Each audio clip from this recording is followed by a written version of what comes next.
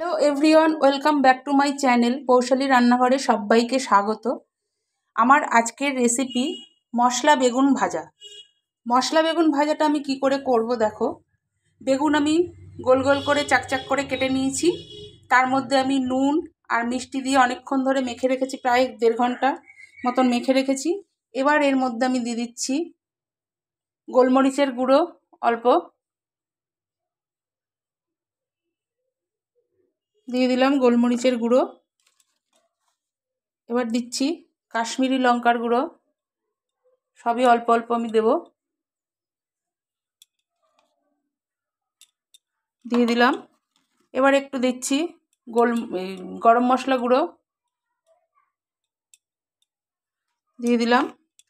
এবার দিচ্ছি জিরের গুঁড়ো,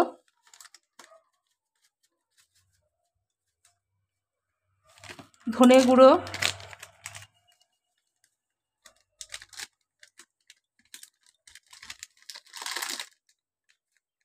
সব দিয়ে দিলাম।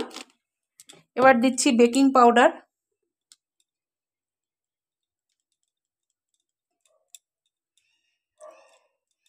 বেকিং সোডা দিলে ভালো হতো, বেকিং সোডা যেহেতু আমার নেই আমি একটু বেকিং পাউডারই দিলাম। এবার দিচ্ছি কর্নফ্লাওয়ার,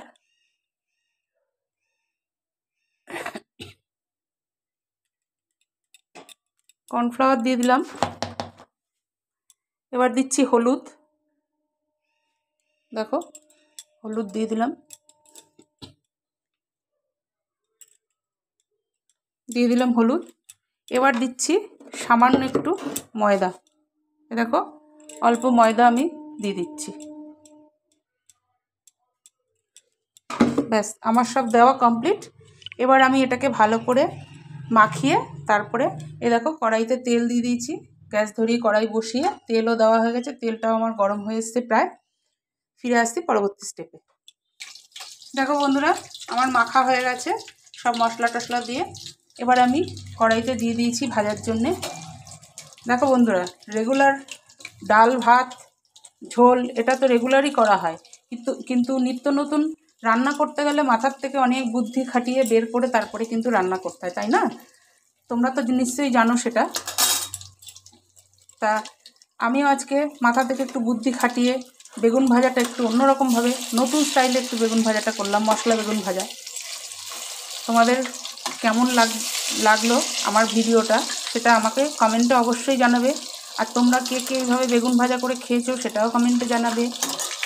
আর আমার মতন একবার এরকম করে খেয়ে আমাকে কমেন্টে জানাবে কীরকম লাগলো তোমাদের খাওয়ার পরে। আশা করি ভালোই লাগবে। দেখো এবার আমি ভেজে নিচ্ছি, ভেজে সব নামিয়ে ফেলবো।